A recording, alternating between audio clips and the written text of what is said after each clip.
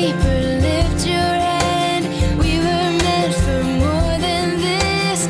Fight the shadows, conquer death. Make the most of the time we have left. We are the light of the world. We are the city on a hill. We are the light of the world, and we gotta let the light shine.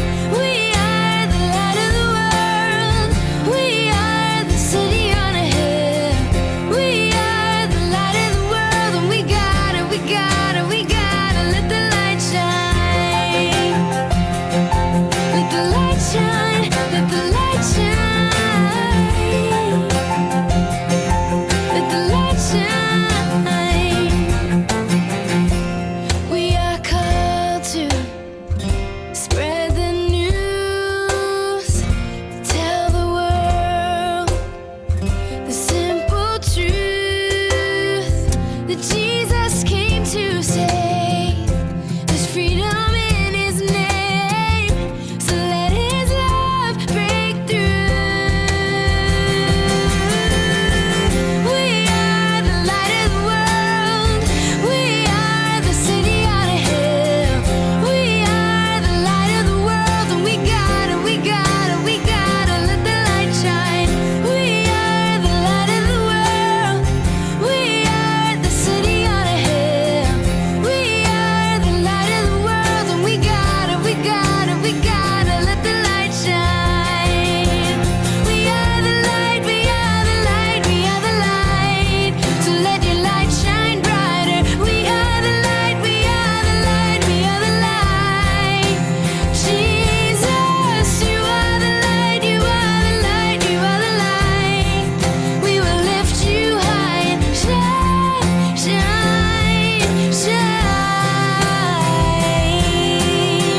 We are the light of the world.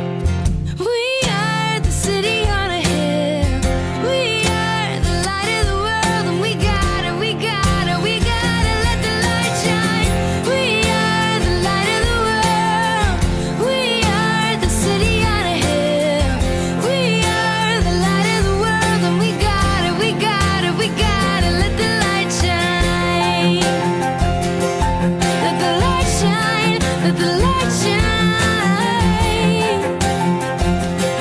Let the light shine, let the light shine.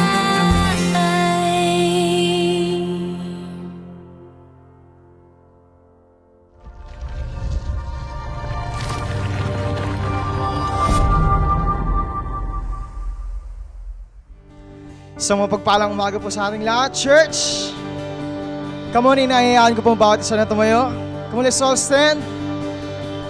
Come on, let's give Him the best praise today. Come on. Woo!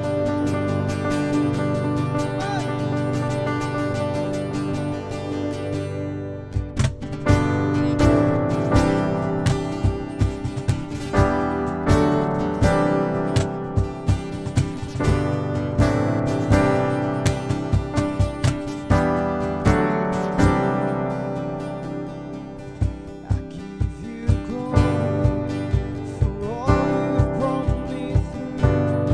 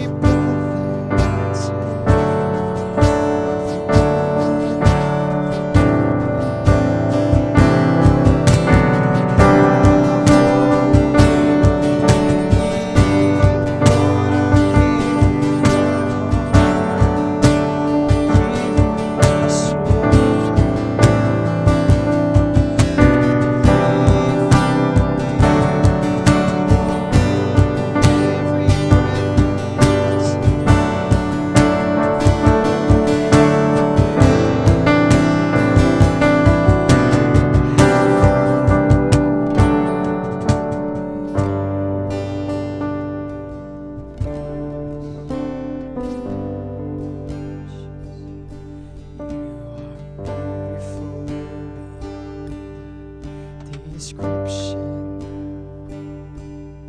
Too marvelous for words, too wonderful for comprehension. I need to never see or heard. Who could grasp your infinite wisdom? Who can fathom the depths of your love?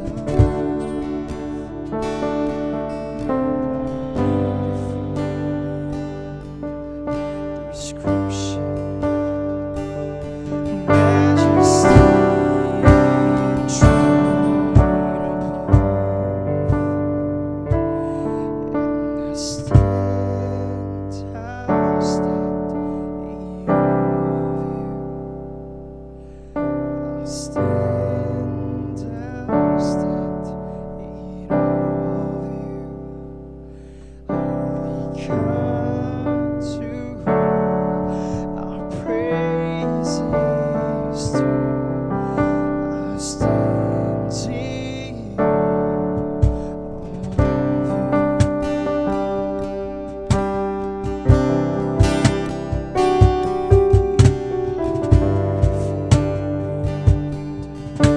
Description.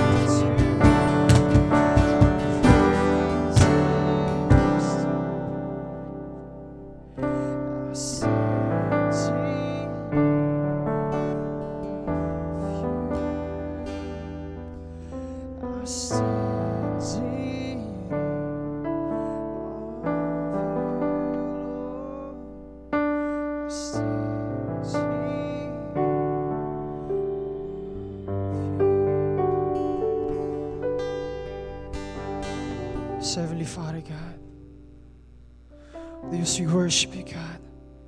We stand in awe of you, Father. Sobrang napakabuti niyo, Diyos.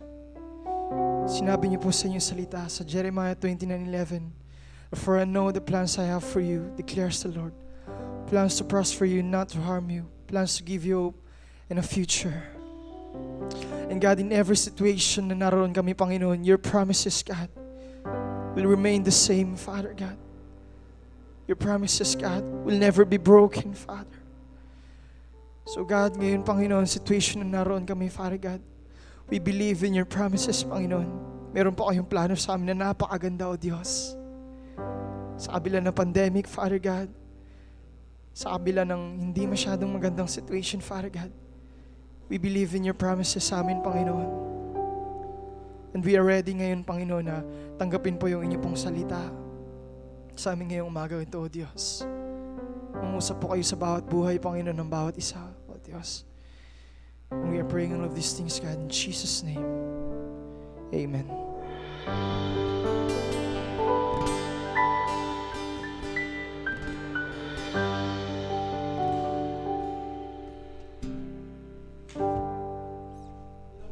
Magandang umaga mga kapatid, and it's another day to worship God. We miss you habang kayo po ay nanonood ngayon sa online. At the same time, nandito rin po kami ngayon sa church with some of the primaries, and patuloy po nating ipag-pray na yung present situation po natin ay umigi-igi na upang in just a few weeks from now, lahat po tayo ay makapunta na rin po sa church. Kumusta po kayo? And I'm praying na lahat po ay nasa magandang kalagayan.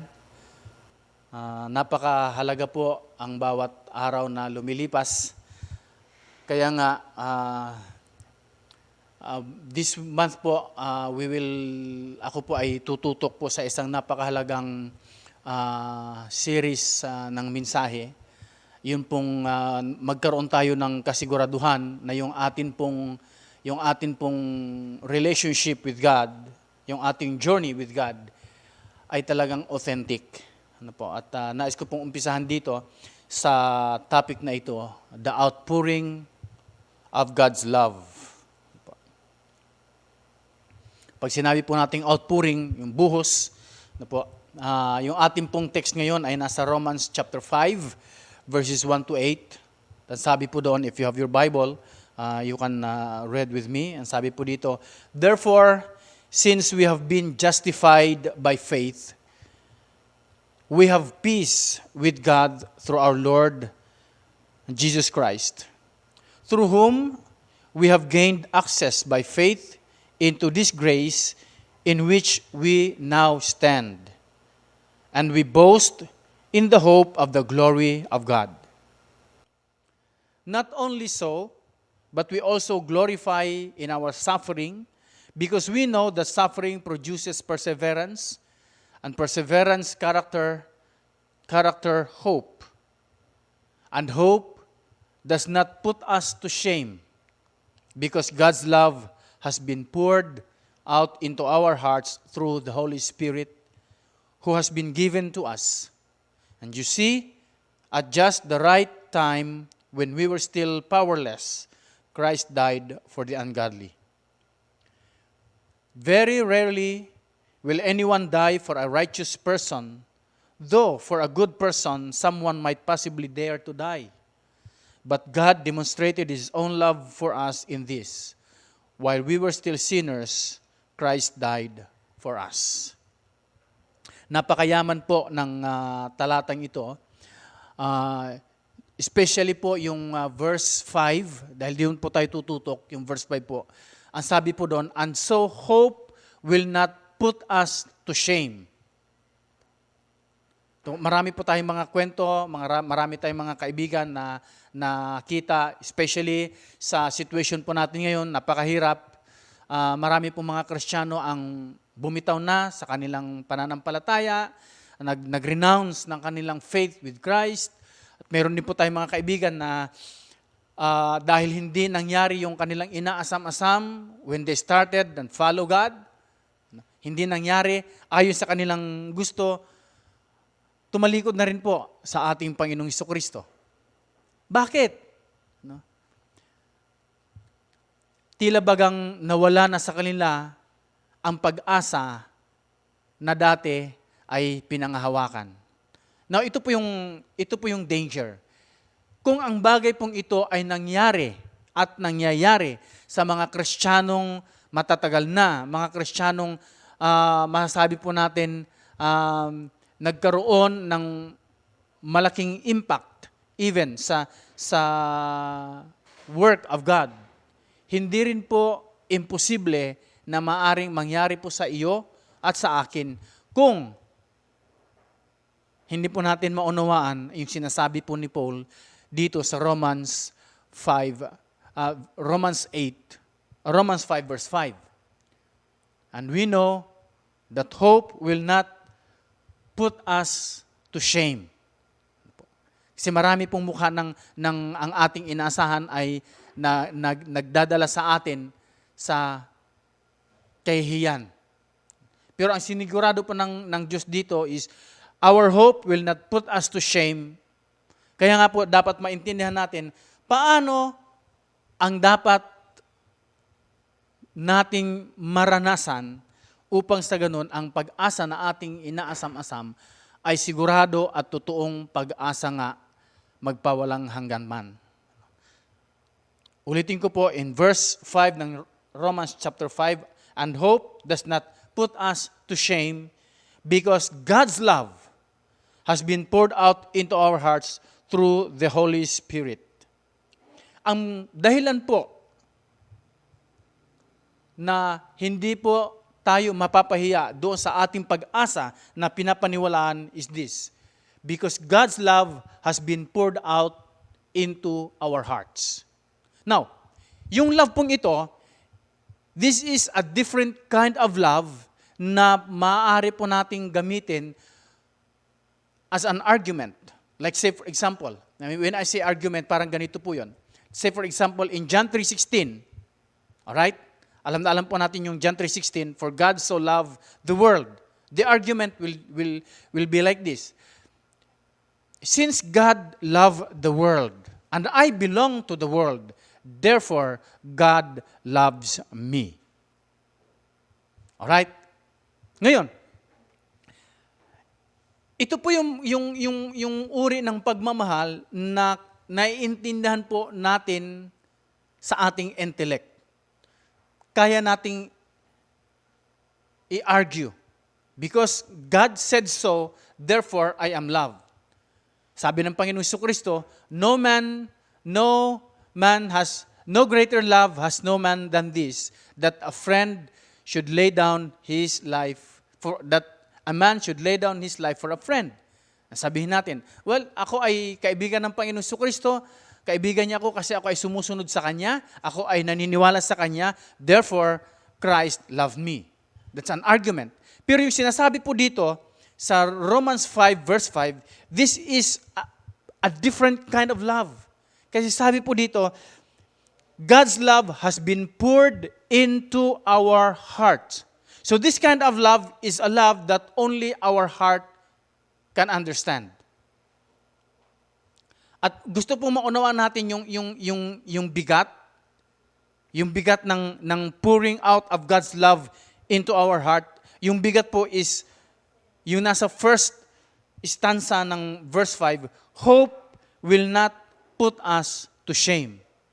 Parang sinasabi po na, if we have experienced the outpouring of God's love into our heart, we can be sure na yung ating pong pag-asa is genuine.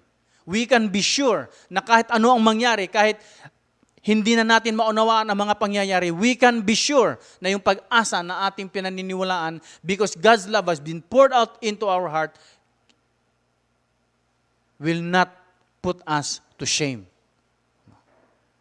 Kaya nga po, napakahalaga na yung atin pong pagmamahal sa Diyos ay hindi lamang bunga ng ating pagkakaalam sa Diyos. Very equally important yung ating pong experience with God. God's love poured out into our hearts is not the same as God's love proven to our mind.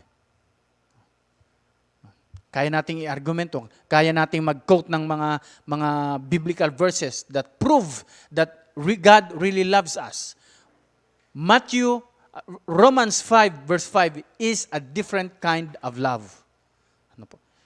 Kasi nga, ito lang po yung pagmamahal. Ulitin ko pa, ito po yung uri ng pagmamahal na ating nararanasan that will give us assurance na yung atin pong inaasahan, yung ating pinaniniwalaan, yung ating hope will not put us to shame. The outpouring of God's love into our heart is the foundation of our security that our hope will not be put to shame.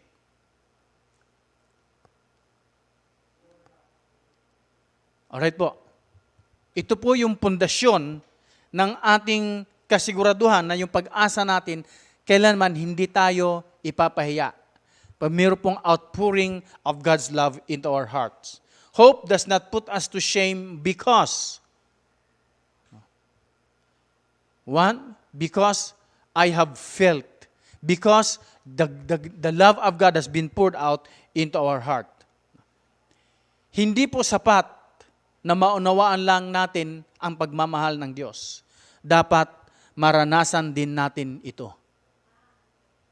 Ulitin ko po, hindi sapat na maunawaan lang natin ang pagmamahal ng Diyos, dapat nararanasan din natin ito. Parang isang kanta. No? Meron pong kantang ganito ang line. Pinagtagpo, ngunit hindi tinadhana. Pag naunawaan lang natin ang pagmamahal ng Diyos, pero hindi natin naranasan, parang pinagtagpo, pero hindi tinadhana. Because eventually, kalaunan, yung ating pong nalalaman na pagmamahal ng Diyos, pag hindi po natin naranasan ang pagmamahal ng Diyos, because God's love has not been poured out into our hearts, pag hindi po natin nalaman yon, hindi natin naranasan yon, eventually, everything we know, everything we understand, eventually, they will be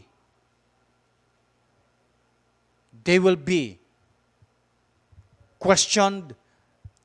Time will come that kahit po yung ating pong pinaniwalaan ay tutugisin ng mga pangyayari sa ating lipunan. Kaya nga po, marami po tayong mga Kristiyano. Kung ang Diyos talaga, kung mahal talaga ako ng Diyos, bakit hinayaan niyang mangyari ang mga bagay na ito? Di ba? Marami tayong mga kaibigan ganyan. If God really loved me, why did God allow my business to collapse? If God really loved me, bakit hinayaan niya na masira ang relasyon namin? Kung mahal ako ng Diyos, bakit ganito ang nangyayari sa buhay ko ngayon? Well, yan po yung pagmamahal na kaya nating i-argumento. Pero ang karanasan, pag naranasan po natin ang pagmamahal ng Diyos, hindi natin kayang i-argumento yon, because what is experienced is beyond the capacity of the mind to understand. At ito po yung uri ng pagmamahal na sinasabi po sa Romans chapter 5 verse 5. That's why ang magnitude po, ang bigat po nito, if God's love has been poured out into our hearts, our hope will never put us to shame. True Christians will come to the point and find out that there is, and that their hope has all been a shame. Even true Christians, pag hindi po naranasan yung pagmamahal ng Diyos, pag hindi po natin naranasan ang pagmamahal ng Diyos, darating po ang time na yung ating pong inaasahan ngayon, yung ating pong pag-asa ngayon, hindi na natin magiging pag-asa. I think it was about a month ago, nung meron pong isang anak ng isang kilalang pastor, nag-announce ng kanyang renouncement, ng kanyang faith and believe in God. Siguro meron siyang mga inaasahan na hindi nangyari. And then, 2 months ago, meron po akong kilala na, again, na church leader ng isang church dito sa Palawan, tumalikod din sa Diyos kasi nakita niya hindi nangyayari ang kanyang inaasahan sa buhay niya. Naunawaan niya na mahal siya ng Diyos, pero dahil walang experience, lahat ng naunawaan natin, pag hindi natin naranasan, lahat po ng ating naunawaan lilipad sa ating isip. Kaya nga po, I strongly believe na hindi lamang po natin dapat naintindihan ang pagmamahal ng Diyos, dapat lagi po nating nararanasan ang pagmamahal ng Diyos. Because there are things that only the heart can understand. Now, paano po? Balikan po natin yung ating text ngayon, Romans 5, verse 5. Let me give you 4 things na para maunawaan natin yung outpouring, yung experience ng outpouring One is that the outpouring of God's love can only happen through the Holy Spirit. Kaya nga sabi po doon, hope will not put us to shame because God's love has been poured out into our hearts through the Holy Spirit that has been given to us. We will never be able to experience the outpouring of God's love. We will never be able to experience God's love if we do not have the Holy Spirit. Hindi po natin ito gawain. Hindi po ito katulad nung pangunawa natin sa pagmamahal ng Diyos, na kaya po natin gawin yon. Babasahin ko yung John 3:16, for God so loved the world that He gave His only begotten Son. Then I will understand. Mahal pala ako ng Diyos. Pero yung experience po of outpouring of God's love ay hindi po natin gawain. Ito po ay gawain ng banal na Espiritu. So kung gawain siya ng banal na Espiritu, ano yung ating participation? Yung ating pong participation ay yung ating pong paghahanda. Yung ating pong bukas na pananaw at bukas na damdamin upang tanggapin ang pagbuhos ng pagmamahal ng Diyos sa ating mga puso.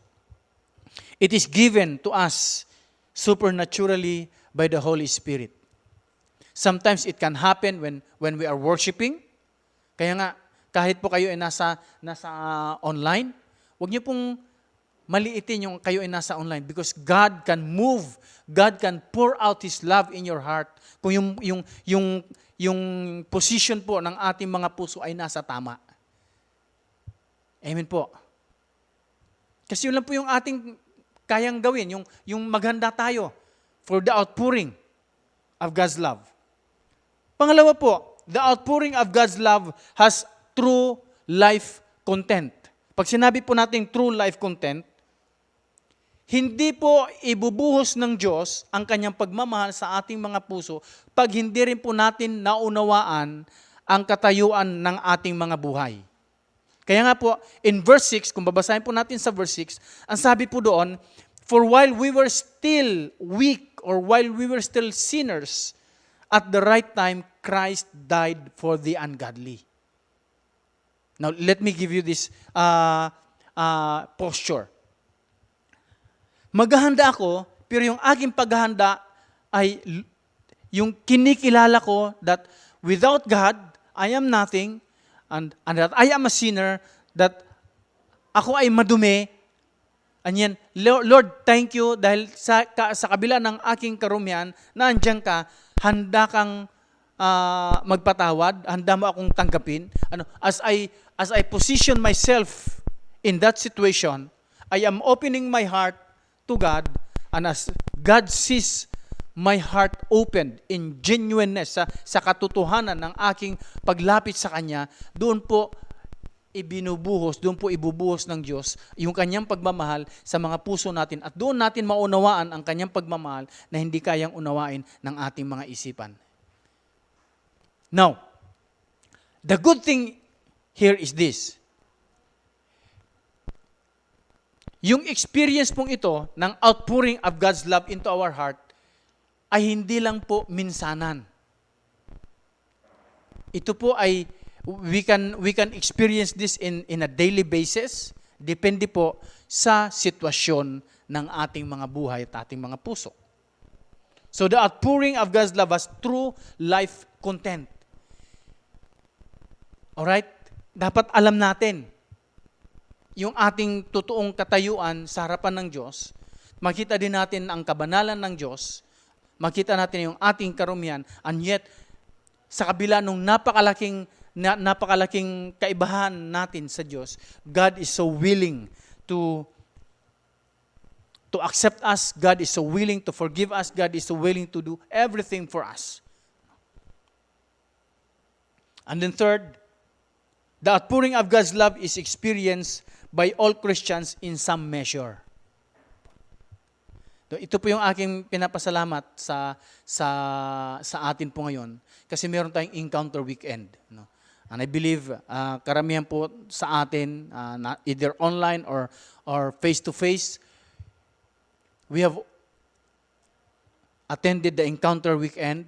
At alam ko po, during the encounter, dahil ang ating kaisipan ay nabuksan, naunawa natin na ganito pala o kamahal ng Diyos. And then, through encounter, pinakita din ng encounter weekend sa atin kung gaano tayo kadumi. So, naging bukas din ang ating puso. So, I believe po, lahat po tayo nakatanggap na. Kasi dapat talagang ang outpouring ng pagmamahal ng Diyos, dapat po talagang maranasan ng lahat ng Kristiyano. Yung nga lang, katulad po ng sinabi ko kanina, hindi po ito minsanang karanasan lang. Alright? Hindi po pwedeng minsan mo lang maranasan yung pagbubuhos ng pagmamahal ng Diyos sa puso natin. Kasi ito po dapat ay continuing experience with God. Kasi pag tumigil tayo sa experience natin in outpouring of God's love into our hearts, yung may iwan po sa ating pagmamahal ay yung mga argumentative love ng Diyos. God's love has been poured into our hearts through the Holy Spirit who has been given to us. Yung been poured out into our hearts. Ibig sabihin, lahat mo nang tumanggap kay Kristo, some point of our life, we have received this outpouring. Ang sabi niya, through the Holy Spirit who has been given to us, sa atin ulit. So, lahat po ng Kristiyano nakaranas na nito. Ang tanong po, ngayon, ang malaking tanong ngayon is, nararanasan pa ba natin hanggang ngayon yung outpouring ng pagmamahal ng Diyos? Hello? I believe po, para po sa akin, I strongly believe na nung mga times po na naranasan natin yung outpouring ng pagmamahal ng Diyos, ito po yung mga time na kung kailan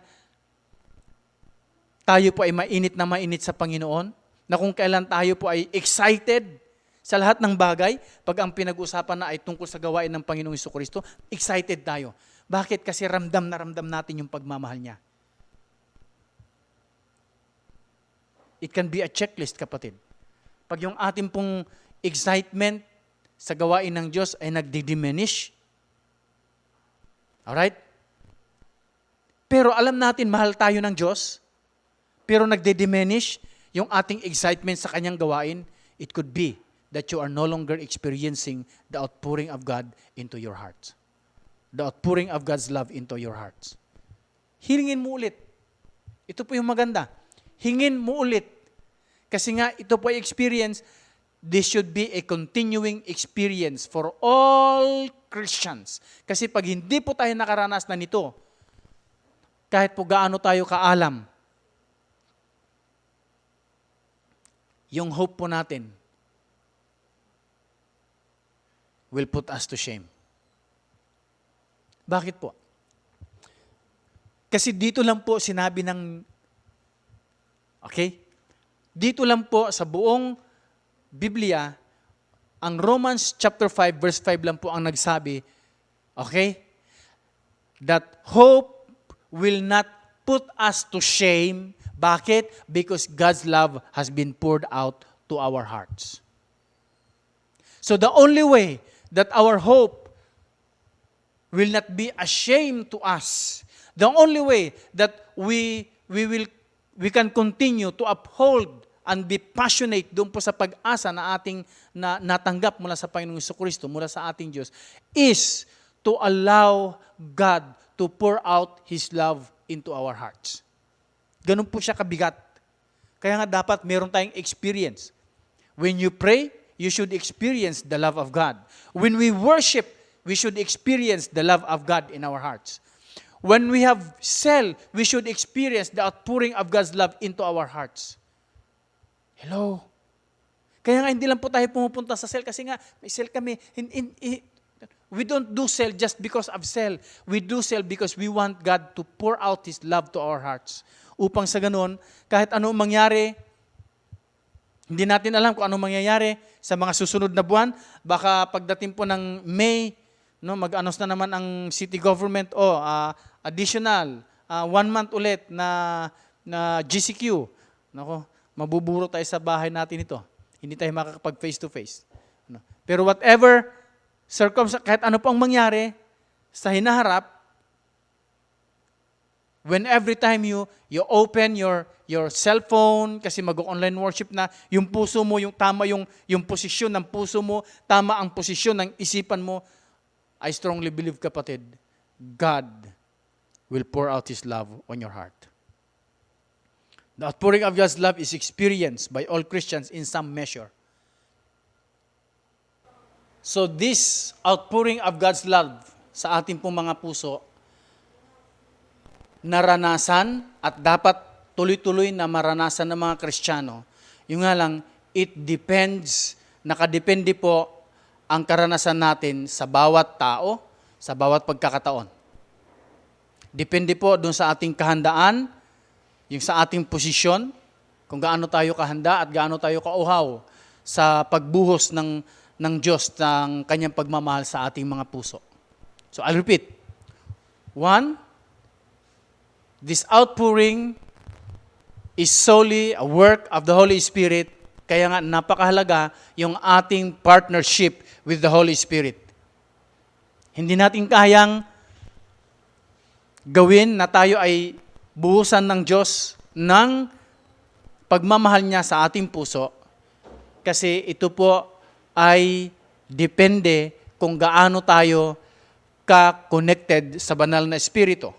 Pangalawa, yung outpouring na ito ng pagmamahal ng Diyos sa ating mga puso na nagbibigay sa atin ng kakayanan para ang pag-asa na ating inaasam-asam ay hindi mawala sa ating mga buhay, dapat naka-anchor siya sa katotohanan ng ating mga buhay.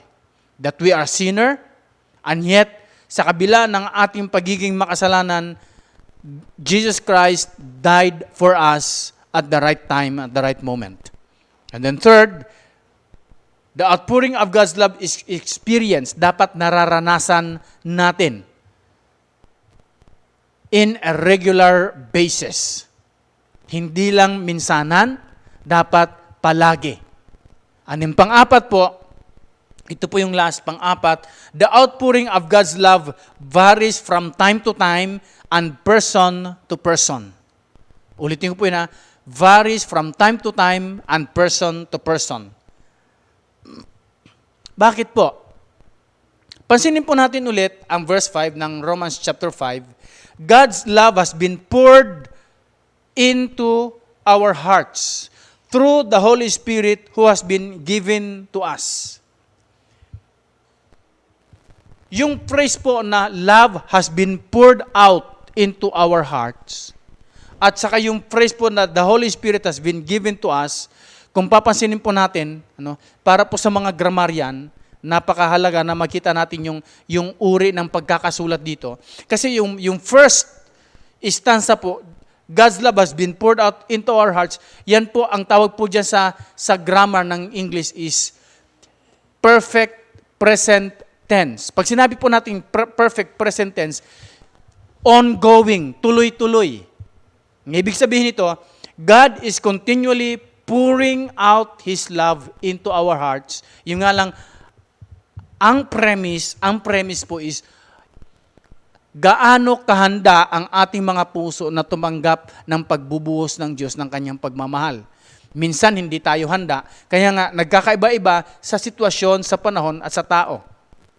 Pangalawa po, yung through the Holy Spirit has been given to us, that is already a past tense. Ano po natin Tapos na siya. Hindi na ulit gagawin ng Diyos sa atin yung kasi ang banal na Espiritu niya, ibinigay na niya sa atin. Ang ibig sabihin nito, minsan na lang tayo makakatanggap ng banal na Espiritu, pero ang pagbubuhos ng Diyos ng kanyang pagmamahal sa ating mga puso, ito po ay continuing experience. Kaya nga, minsan, nararamdaman natin, na bakit parang ang layo ko sa Diyos ngayon? Or bakit parang ang layo ng Diyos sa akin ngayon? Well, outpouring of God's love ay hindi mo nararamdaman. May mga time naman na, wow, pakiramdam ko close na close ang Diyos sa akin ngayon. Well, it's because God is pouring out His love to your heart. Kung mapansinin po natin, if we will evaluate ourselves, makita po natin na sa dalawang experience na ito, magkaiba yung ating posisyon, magkaiba yung ating disposisyon sa buhay, magkaiba din yung ating kahandaan sa buhay.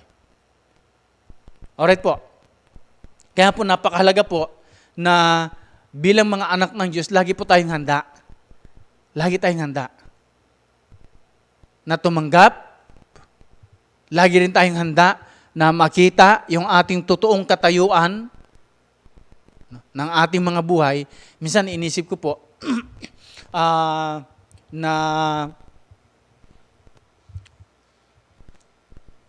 pag tumatagal na tayo, kasi pag matagal na tayong Kristiyano, parang nawawala na yung ating hunger and thirst sa Diyos. Kaya doon, malimit po, pag matatagal ng mga Kristiyano, napansin din siguro ninyo yan, bakit kaya nung nag-umpisa pa lang tayo, mainit na mainit ang dating natin? Bakit ngayon matagal na? Parang common na lang. Kasi nga, hindi na tayo nauuhaw at nagugutom sa ating Panginoong Jesucristo. Yung ating mga puso, yung kondisyon, yung posisyon ng ating puso ay hindi na po nakaposisyon na tumanggap. Alright po. So dapat po panatilihin po natin yung posisyon ng ating mga puso na Lord, ako ay tatanggap.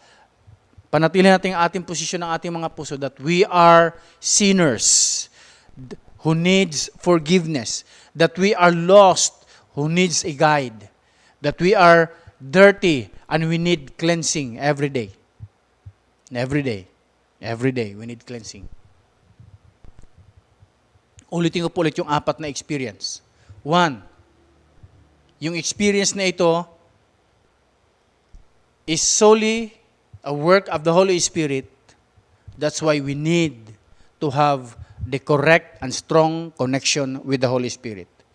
This experience of God pouring out His love into our hearts is based on a true life content. Alam natin kung sino tayo.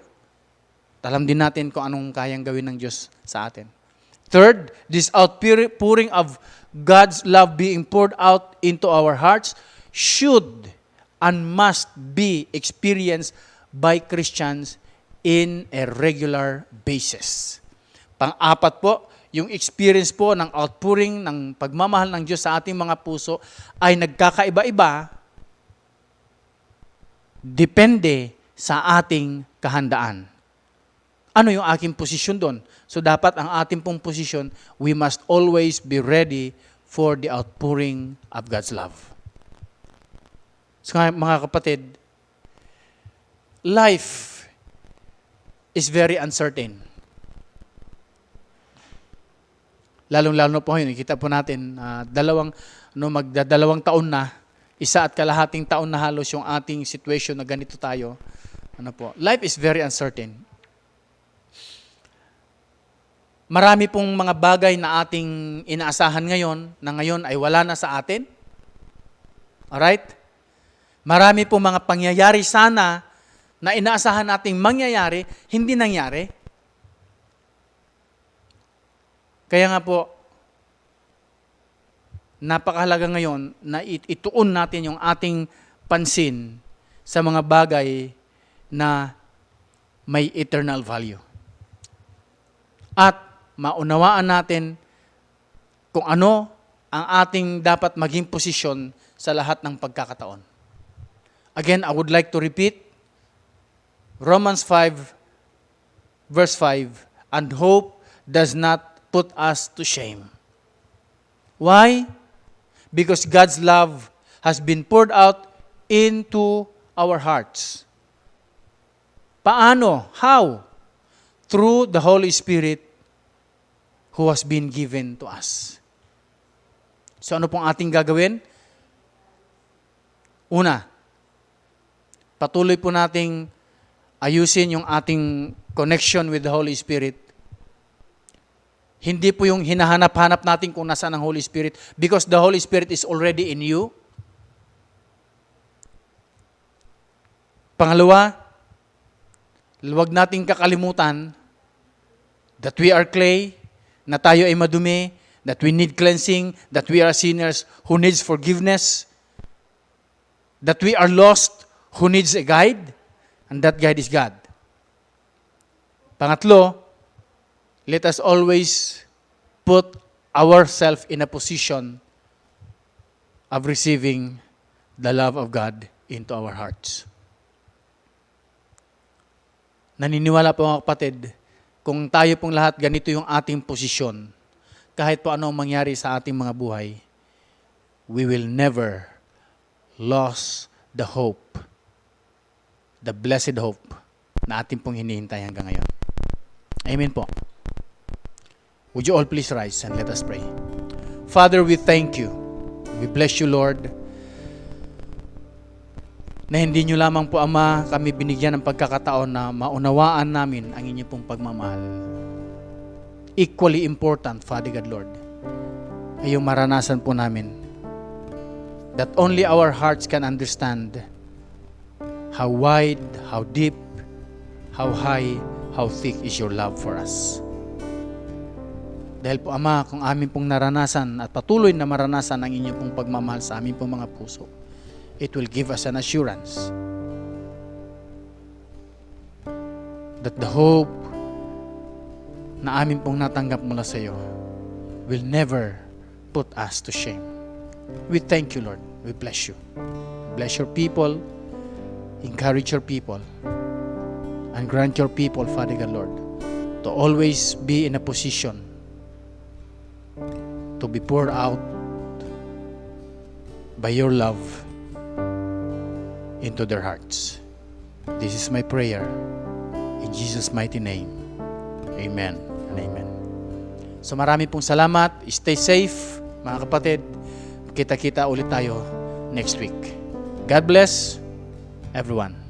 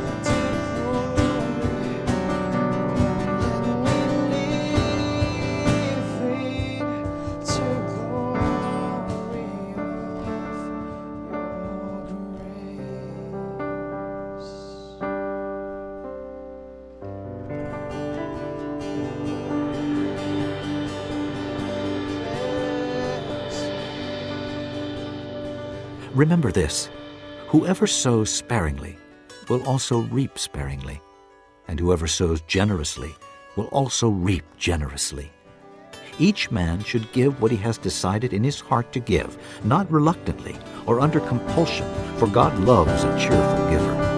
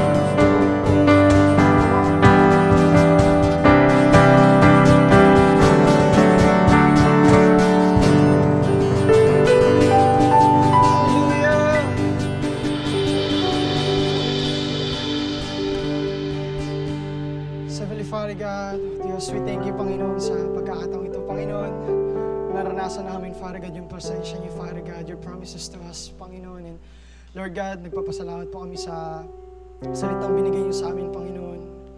And I am praying, Father God, na tumatak po, Father God, sa bawat puso't isipan ng mga narinig, Father God, namin ngayong umagang ito, O Diyos. Purihin po yung pangalan niyo, Panginoon. Samahan niyo po kami, O Diyos, sa buong linggo namin, Father God, mga gagawin, O Diyos. And Lord God, pagmulay-mulayan namin yung mga salitang binigay niyo sa amin, Panginoon, ngayong umagang ito, God. We praise you, Father God. We honor your name. In Jesus' name we pray.